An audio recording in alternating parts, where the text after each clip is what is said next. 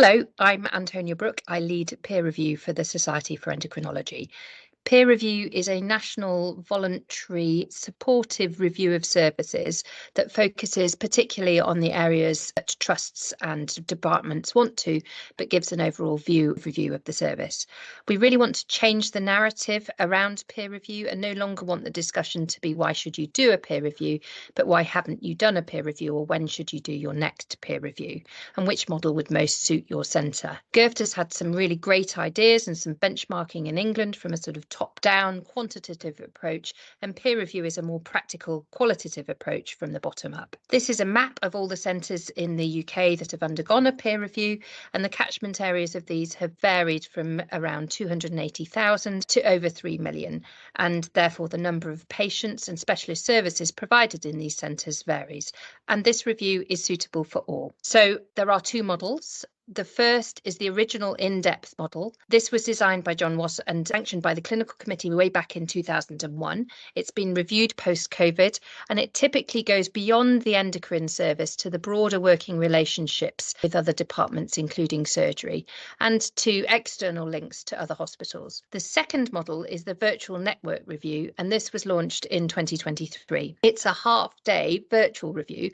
It's got fewer standards, less focus on surgical outcomes, and it's suitable for all sizes of centre delivering specialty endocrinology, and it looks at day-to-day issues with reflections on the challenges. It's then followed by a networking event where similar size hospitals that have been reviewed gather together with the review teams to discuss the common challenges and ideal solutions. This is the timeline that we look at for a peer review. You can look at all of these things on the website, particularly the self-assessment questionnaire is available there on the website now. As you can see, the whole thing takes around 6 months, and that includes completing the questionnaires, meeting, and then having a subsequent review and a finalised report. So what are the standards? These are available on the website, but here they are. Firstly, that specialist care should be delivered by the right people in the right place with the right networks, that services should be efficient and responsive, and that there is appropriate prioritisation of patients, that patients should be in partnership in patient-centred services where they want to be,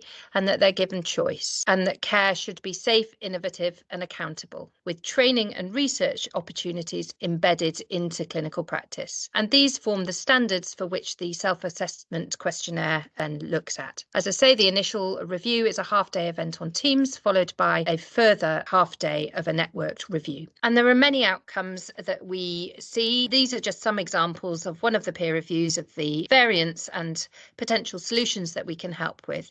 Specialist nurse numbers and the bands and job roles is always a key focus, from people that are really developing new nurse services to those that have very well established and highly specialist services. Sharing preclinical proformas, no one is after reinventing the wheel, and we should share things when we've got things that work well. Looking at audit activity and clinical governance, there are some really good examples of endocrine governance with clear outcomes and action plans, but this is not universal. Looking at how virtual consultations are used and giving some basic job planning advice about what times allowances should be given for things like MDTs and who should be at those. And also the degree of subspecialisation and the commitment to general medicine and involvement in diabetes, which is highly variable. And then beyond that, there are ideas for broader development that's taken back to the SFE Clinical Committee, such as sharing online recorded high-performing MDTs for training, or national MDTs for super specialist conditions, development of national audits, and establishing more around the GIM consultant delivery across the UK, but also quantifying important activity that sometimes isn't recognised, like endocrine nurse helplines,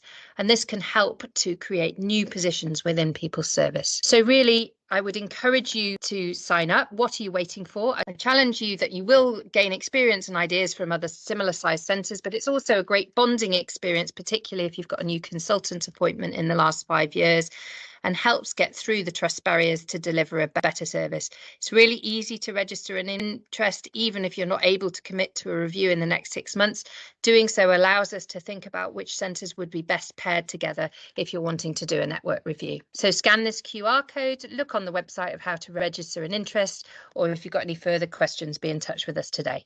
Thank you.